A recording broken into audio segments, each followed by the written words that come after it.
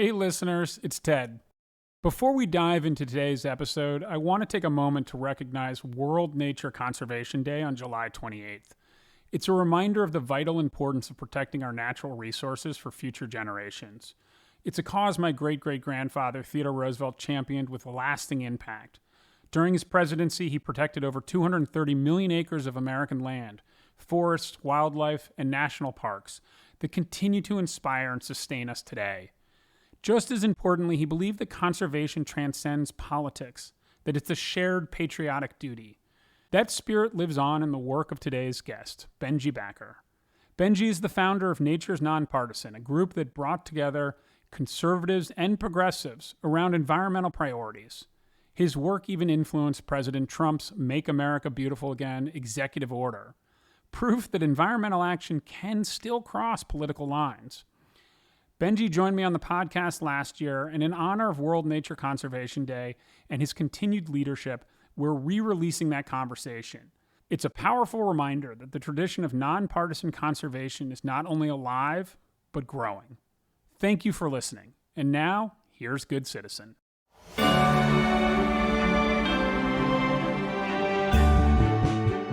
If I'm pro-environment as a Democrat, I'm anti-environment as a Republican. This is how our politics is today. We have to oppose everything that the other side stands for, even if maybe traditionally we would have had a different opinion. How did this issue become so polarizing? Welcome to Good Citizen, a podcast from the Theodore Roosevelt Presidential Library. I'm Ted Roosevelt. Today's discussion is with Benji Backer, founder of the American Conservation Coalition and leader of a new campaign called Nature is Nonpartisan. He is politically conservative and an environmentalist. Some might think that's a contradiction in terms, but we discuss why it is not. We explore different approaches to dealing with the climate crisis. And while we don't always agree on the ways to reach our goals, we align on two things. One, we need to act now. And two, conservation should not be a partisan issue. His brand new book, The Conservative Environmentalist, is out now. Here is our conversation.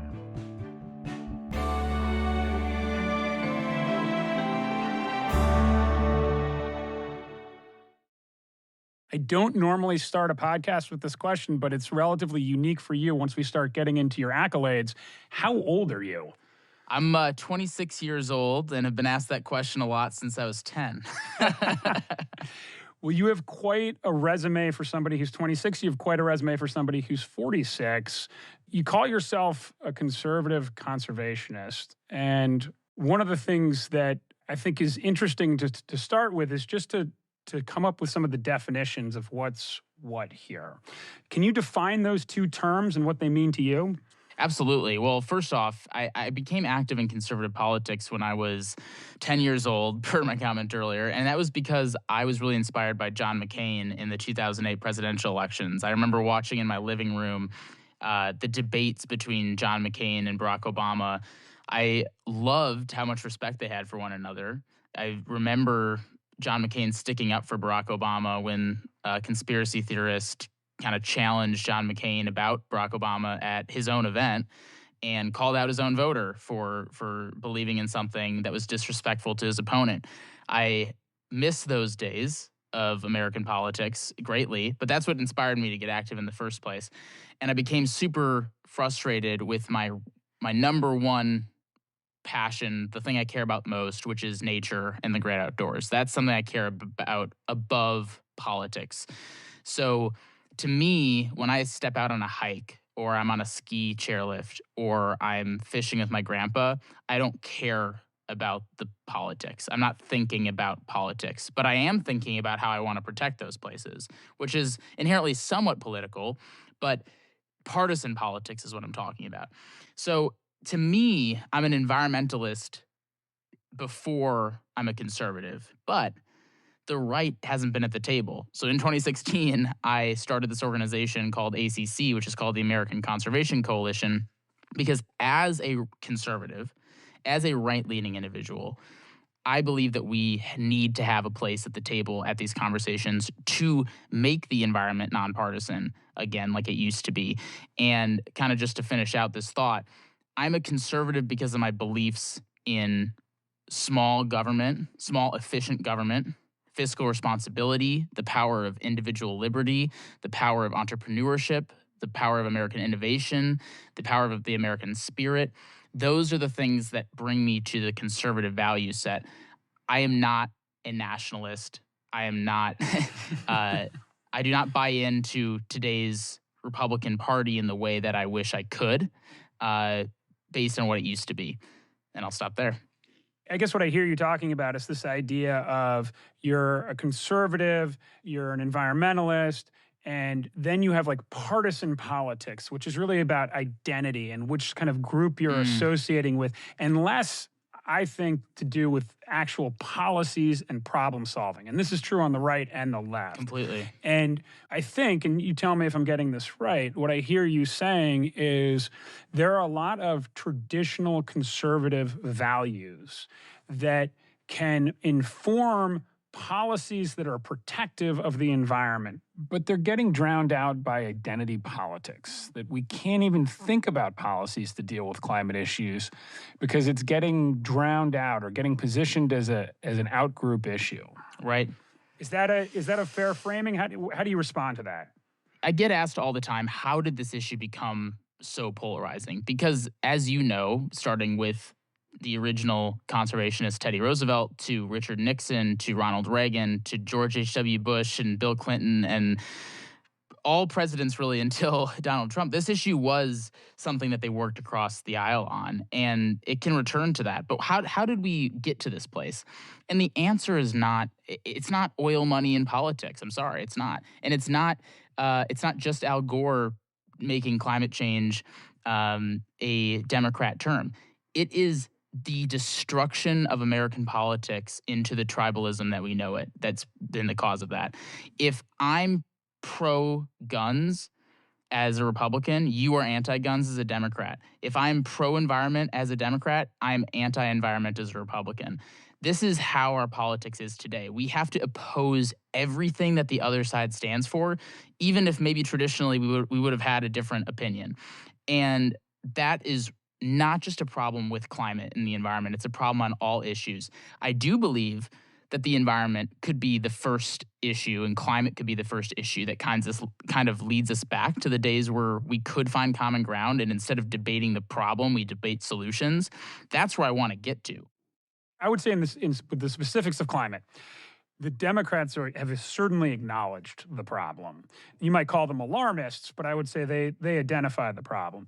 100%. The Republicans are somewhere between, in my assessment, and you may disagree with this, it's just a hoax to, yes, it's real, but I can't acknowledge it's real because I'm going to get voted out of office if I do. It's a political liability. So how do you bring conservatives to the table to start with, yeah, there's a problem, and we have an idea of how to solve it? When we started my organization in 2017, there were 2 Republicans in Congress who acknowledged climate change was real. Now that number is near 100 in the House. Now, they haven't done anything about it yet, really. Like, there's been a couple of small bipartisan bills, and those are worth celebrating because every step in the right direction is good. But there hasn't been monumental progress. And of course, the party's leader is not acknowledging it. So, how do you get a Republican to lean into this issue when their base voters think that it's a liberal hoax, when they've been led to believe that for so many years? You don't want to lose that base. You don't want to be primaried out. I mean, I look at my friend John Curtis, who's running in Utah for Senate. He started the Conservative Climate Caucus. He cannot talk about this issue because his voters automatically assume that he is more liberal than his conservative primary opponents, even though that might not be true, just because he's been trying to lead on common sense, energy, and climate stuff. And he's been doing it in an authentically conservative way. So who's the honest broker to provide that alternative? Well, for 7 years, I tried to work within Congress to figure out who that was. And we started the caucus. We got this all off the ground. And I realized that I don't think it's going to happen under the Trump banner right now. And I don't think it's going to happen in this current Congress. So my goal is to be that person right now. I want to propose an alternative agenda, which I've done in the book that I'm releasing, and at the same time, chart a path forward to make nature and the environment and climate nonpartisan. And someone's got to do it. So no one in Congress is stepped up. So I want to go through some of the policies that you talk about in your book, which is excellent, by the way. But I guess I want to think about, can the policies themselves lead the way? Can people get excited about the policies first and then come around on climate change or publicly acknowledging climate change? Or does the climate change transition, the sort of acknowledgement of climate change as a real problem, have to happen first? We have to agree on a set of principles around these issues before we can start talking about the details. And I believe that 80% of Americans can rally behind 10 principles that I'm about to unveil in a campaign called Nature is Nonpartisan. I don't think we need Americans to like become super active on like every policy discussion. I do believe that we need Americans to stand together and say we want sustainable agriculture. We want more efficient buildings. We want more efficient transportation. We want America to showcase its leadership in the clean energy transition and to bring more manufacturing and clean energy development back home. You know, those are the sorts of things that we need to agree on, and then let the politicians represent us on that. You sounded like you alluded to 3 or 4 of the 10 principles. Do you want to share the 10 principles now, or is there a grand rollout that you want to do later? There is a grand rollout, but I'll kind of give you the ethos of them. But like we can all agree on those 4 things. We can also agree on cleaning up our air and water. We can agree on lowering emissions from existing fossil fuels. I think anyone can get behind that because you're not saying you're going to ban them. You're not saying that you're going to drill baby drill into eternity. But like while we're using them, let's make them more efficient. Expanding and accelerating clean energy is something that most Americans can get behind. Conserving and protecting wild spaces in the great American outdoors, encouraging pro-environmental entrepreneurs and businesses, and implementing adaptation and resiliency measures to the existing climate changes that we're seeing. Those are just a few examples of things that Americans see eye to eye on. I hope by launching this Nature is Nonpartisan campaign to prove to business leaders, to elected leaders, to the rest of the world, to the rest of the country, to use this as a starting point to bring us back to reality on the issue. And there's going to be a whole host of very diverse voices kind of endorsing these principles. And the goal is to get 500,000 Americans to sign on, and ideally a pretty even split between both sides. Yeah. Let me push you a little bit on this idea in the specifics here. Do you have a sense of what is an acceptable amount of warming for this planet? Is there a target that you're like, like 1.5 degrees, it's fine, we're already there.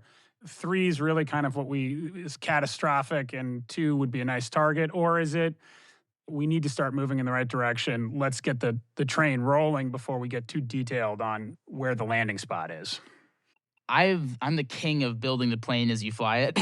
I think that it's really important to stop thinking about the end goal all the time. In the early days, when you're just trying to get off the ground, you got to throw everything at the wall just to see what sticks. You can't predict where you're going to be in a decade. You just can't. And you can't even predict what your budget's going to be for the next year, let alone what's going to happen in 10 years. So the same thing on climate. We just got to start moving. And we should stop worrying about what net zero targets and what temperature we're gonna get nowhere if we keep debating that, because that's not what we should be debating. We should start getting our feet underneath us and start walking, then jogging, and then running, and eventually sprinting. But we are not going to start by just sitting in the same place. That being said, I do think that we should be trying to kind of get between the 2 and 2.5 degree range. And I would prefer to stick between the 1.5 to 2 range in terms of, Celsius increase in the world. And I have a ton of hope that we could be there. I think if we keep debating and keep letting partisan politics get in the way, it'll be somewhere between 2.5 and 3. And I don't want to let that happen. So let's start walking and start making things happen. Speed of change is increasingly a problem for climate change. And let me frame it this way. If you think about the built-in infrastructure that's already in place, just letting that infrastructure remain in place for its average life, just letting the internal combustion engine cars remain on the road, gets us over 2 degrees warming. So the speed in which we need to change needs to happen really quickly. And that's just to get us between the 2.5 degrees warming, which, by the way, the scientific community will tell you is catastrophic warming. And I think that might be kind of the core of the tension here, which is you need to make a dramatic change quickly, but it's not most people's, and it's certainly not our leaders' top priority. But you can't go and beat someone over the head to try to make it their top priority when they have very real, more immediate concerns like paying for their groceries and inflation. Completely agree. And I think that that's why I do think the only way that we're totally screwed is if we can't make the costs work out for everyday people. Because unless people have the ability to pay less for the products, the transportation methods, all those things, they are never going to do it. Because to your point, it's not their number one issue. So we need to make it very implementable to people's lives for this change to happen. And that's where the private sector has such an important role. The private sector can come up with the solutions that make people's lives more efficient and more affordable, then they're going to buy into it. And you're starting to see that happen. You're starting to see that happen with solar, wind, so many different examples of things that have kind of scaled because the cost impact is there. My dad thought about putting solar panels on his house here in Arizona for the first time just because it was going to make more financial sense than using the energy from normal energy from the grid. Like that's a chasm breaking moment for people. You mentioned EVs and solar panels and wind. The reason those technologies have lower costs is because specifically of government subsidies, whether it's tax breaks or below market loans. And the free market can now start to accelerate that adoption, but without the government support initially, it's a long time before these technologies would have become cost competitive. And your father's thinking about putting solar panels on his roof. I completely agree with that, but I would add a caveat, which is that if something can't survive on its own eventually, then it's not worth it. If I'm being honest, I don't believe in the capacity of solar, wind, and EVs to help us solve this challenge. I really don't. I believe it's an important part of it, and I'm supportive of solar, wind, and EV measures. What I think we should be doing is allowing the government to step in and say, hey, America should be leading on a lot of these technologies. Let's invest in helping lower the costs and let them fail or succeed. And maybe you start looking at other alternatives that might have more potential. I think, and obviously it's easier said than done. I'm not I understand that. But I do think that we have been putting so many of our eggs into these baskets and we've forgotten until recently, geothermal wasn't on our radar. Nuclear was not on our radar. Hydrogen wasn't on our radar. Forest management and these sustainable agriculture practices were not on our radar. We didn't focus on any of that stuff for a very long time, at least at the scale that we could have. And I still don't think that we are. But I completely agree that the government's got to be involved. Yeah. Yeah. And that's probably a controversial opinion on the right for some people, but the government's always been involved in environmental protection. And when it's gone wrong, it's been too involved. And when it's gone wrong, it's been too uninvolved. There is a balance there. One of the things that I think is probably the biggest mistake that I see from environmentalists, particularly I'm going to call them urban environmentalists, is that they have not always partnered well with the farming community, with hunters, with outdoors people. And the fact of the matter is that humans have a track record of protecting things that they value because they're interacting with those things. And they have a pretty terrible track record of protecting things that are just conceptually important to us. Polar bears. Polar bears, exactly. The most adamant conservationists are often the hunting and fishing community, the people that are interacting with nature and the outdoors on a regular basis. Do you feel like that's kind of the core of where your messaging could take root, is with this, I'm going to call them rural pro-gun hunters. They're using the land to develop resources that we use. But they also understand that this land needs to be sustainable for their family and for future generations.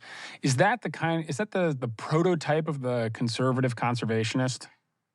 Yeah, that's exactly right. And I think it's a return to the love of their local community and the natural landscapes that they care about.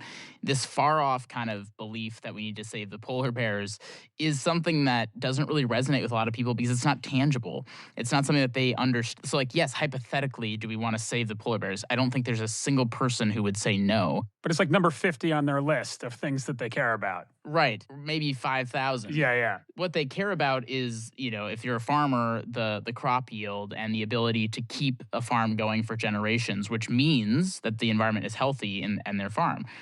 What it means for a hunter is restoring a coastline for duck habitat that has also an ability to protect against the worsening effects of climate change. It means something different for everyone. But if I said, who here wants to take care of their land? Who here wants to take care of the forest that's in their backyard? Every single person would say yes. So I think it's that deep connection to nature that can bring us back to working together on this, but also that is what makes a conservative a conservationist, and we have to tap into that.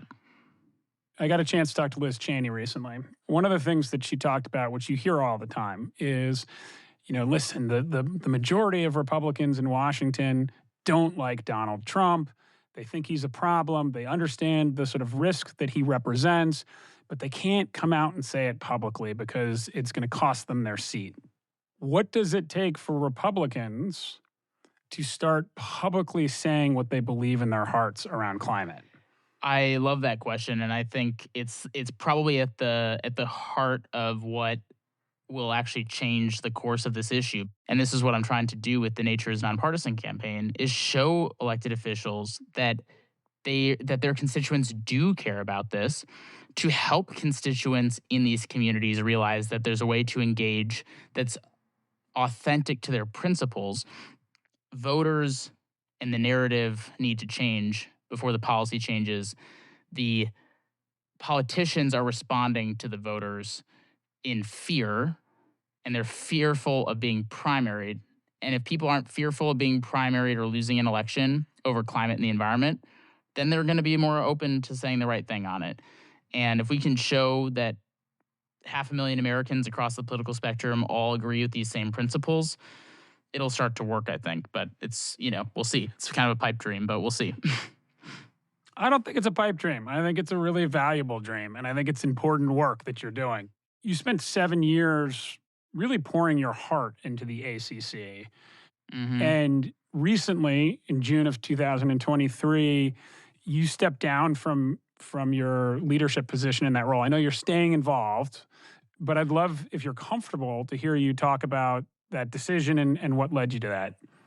Yeah, it's an important question because it's obviously, kind of where I'm headed next. And it was a mixture of a few things. I mean, running ACC full time as an 18, 19, 20 and onward year old was not for the faint of heart. I mean, I was traveling nonstop, physically, mentally, very, very taxing, and kind of got a little burnt out, honestly, from the level of workload, 100-hour weeks, 100 plus flights a year every year type of thing.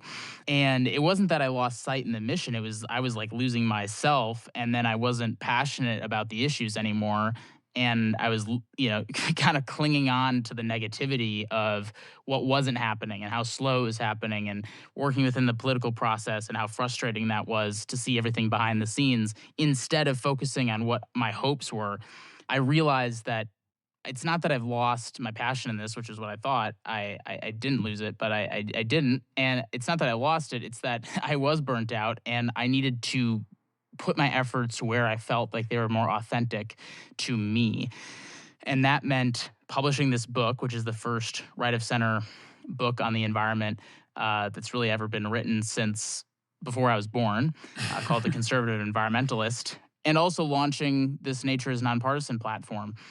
That's what I want to do. And ACC does an amazing job of working in DC and elevating advocacy voices to get the right to the table and all that stuff. But working within the political system just isn't working right now.